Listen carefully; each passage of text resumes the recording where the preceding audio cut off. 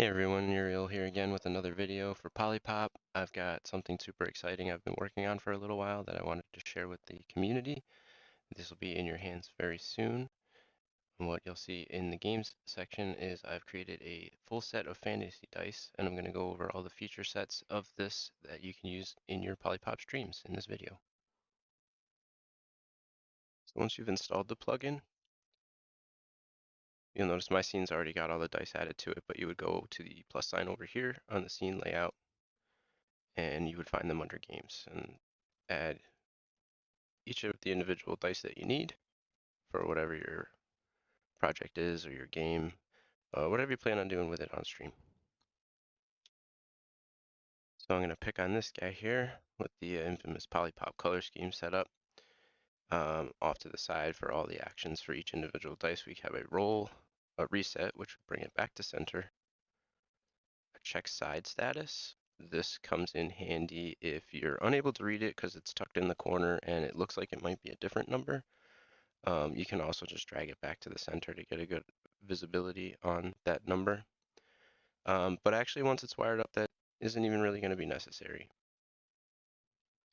You can choose to hide the shadows, as with most objects.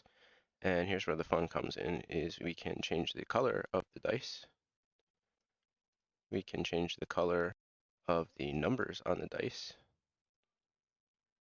We can even change the texture of the dice. Overwrite that and throw on an image, a video file. I have a nice little animation here, looping video that I found we can throw on there. And you'll see now the dice have animated textures.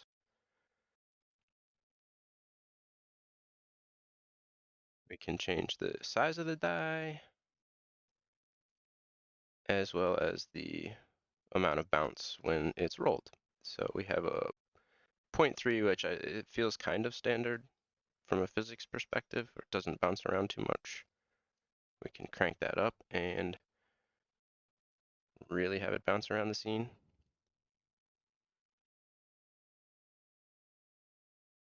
And then the alerts. These can be wired to display the number text, or the number that's rolled, to pretty much anything that'll accept it. So if I use this little Kichi interface that I've created here, and I apply that to text and set it to the value, now we see that the value of the die that we rolled appears on our text object. If we roll it again, oh, of course it would roll a 3. Again.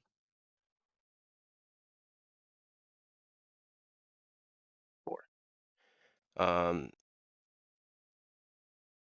And I mean that they're all pretty much set exactly like this. We can do the same with the percentile. Let's wire this up to that same text field and give this a roll.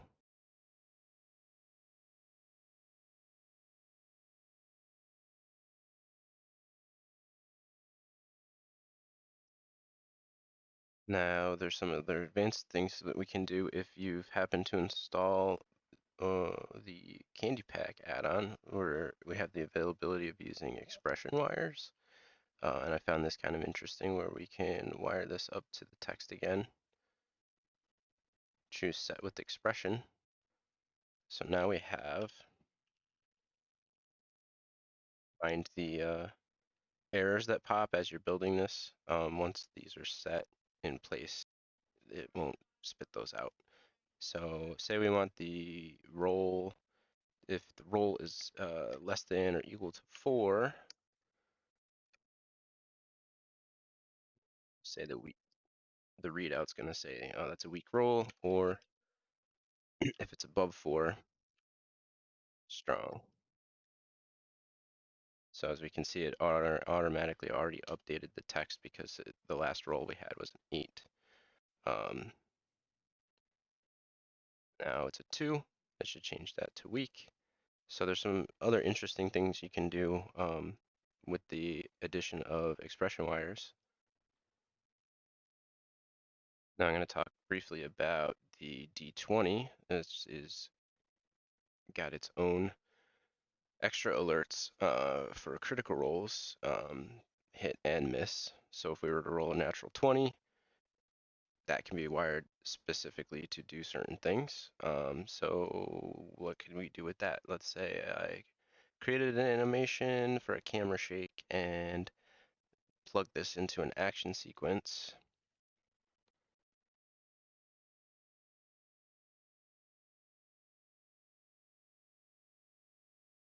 And hopefully get a nice natural 20 roll on this. First shot, look at that.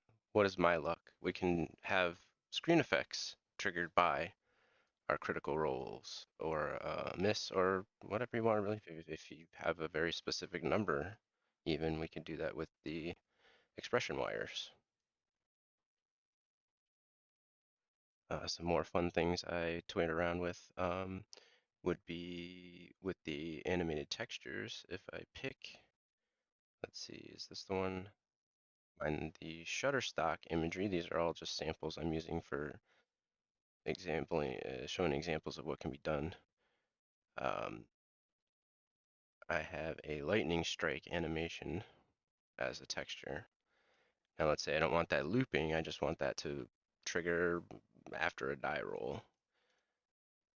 Under the video, we make sure that looping's turned off, and then I just set the alert to rewind that video, and after it's completed a roll,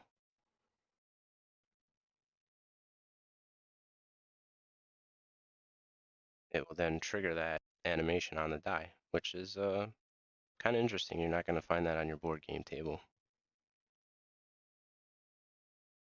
And that's pretty much it. I am, again, I said I'm super excited to have people use these in the community. I hope you have as much fun playing with these and using them on stream as I did building them. If you're looking for any help or you have some feedback, be sure to pop into the Polypop Discord and leave us a message. Thanks.